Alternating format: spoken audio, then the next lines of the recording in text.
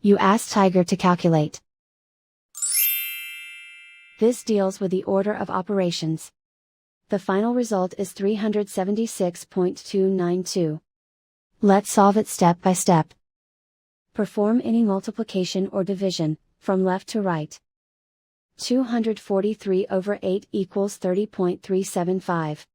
621 over 4 equals 155.25. 572 over 3 equals 190.667. Calculate any addition or subtraction, from left to right.